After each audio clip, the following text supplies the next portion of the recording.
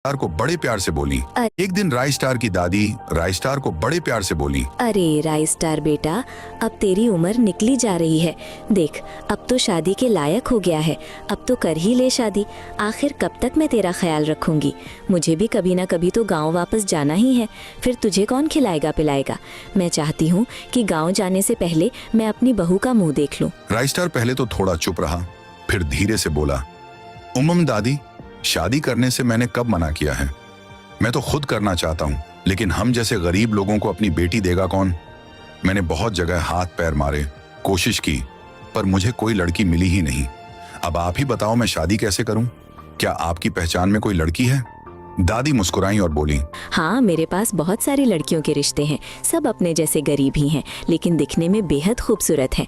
मेरे पास उनकी फोटो भी है। तू पहले देख और पसंद कर, फिर हम कल सुबह ही उन्हें देखने चलेंगे। दादी ने राय स्टार को कई लड़कियों की तस्वीरें दिखाईं।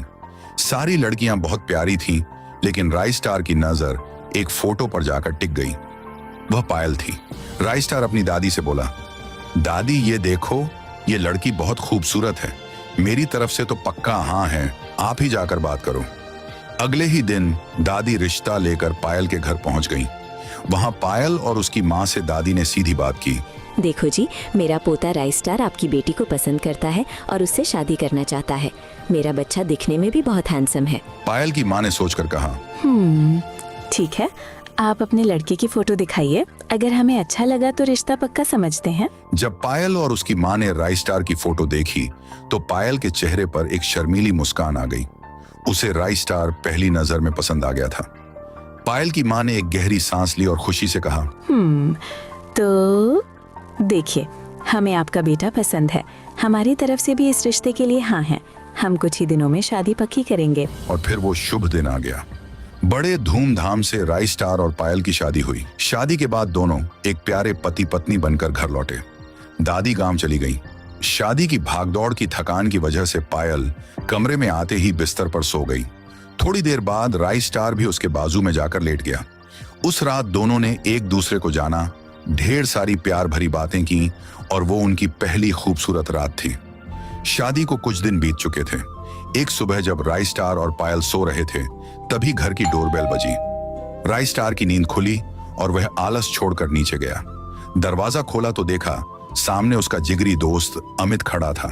अमित उसे देखते ही बोला, अरे राय स्टार, कैसा है यार तू तो शादी के बाद बिल्कुल ही बदल गया। ना मिलना जुलना, ना बाहर निकलना, और वो सब छोड़। सबसे पहले ये बता, भाभी कहाँ है? मुझे भाभी का मुंह देखूंगा। आखिर मैं ही तो एक इकलौता देवर हूँ, और देवर से कैसा पर्दा। अमित स्वभाव से बहुत सीधा और मजाक करने वाला दोस्त था। राय स्टार मुस्कुराया और बोला, अरे यार, ऐसी कोई बात नहीं है। अब तू आ ही गया है तो चल मेरे साथ ऊपर, तेरी भाभी बेडरूम में ही है, अभी मिलवाता हूँ। फिर राय स्टार और अमित ऊपर जाने लगे। ऊपर कमरे में पहुंचे। जैसे ही अमित की नजर पायल पर पड़ी, वह दंग रह गया। पायल सच में बहुत खूबसूरत और हंसमुख थी। अमित तो उसे देखता ही रह गया। फिर अमित ने पायल की तरफ एक तोहफा बढ़ाते हुए कहा, भाभी, ये आपके लिए छोटा सा गिफ्ट। पायल ने बड़ी खुशी से उसे ले लिया और जैसे ही गिफ्ट बॉक्स खोला, उसकी आंखें फटी की फटी रह गईं। अंदर एक चमकता हुआ सोने का हार था। यह पायल की जिंदगी का सबसे कीमती और महंगा तोहफा था। पायल को हैरान देखकर अमित मुस्कुराते हुए बोला, भाभी, मेरी तरफ से ये एक छोटा सा तोहफा स्वीकार कीजिए। और भाई राय स्टार, तेरी तो किस्मत ही खुल गई यार। भाभी तो सच में बहुत खूबसूरत है। कहने को तो अमित राय स्टार का पुराना स्कूल का दोस्त था, लेकिन वह अपने नाम के बिल्कुल विपरीत स्वभाव का था। वह एक नंबर का बिगड़ा हुआ और बदमाश किस्म का लड़का था। उसके पिता का लकड़ियों का बहुत बड़ा कारखाना था, जहां 24 घंटे काम चलता था और लकड़ियों से लदे ट्रकों का आना जाना लगा रहता था।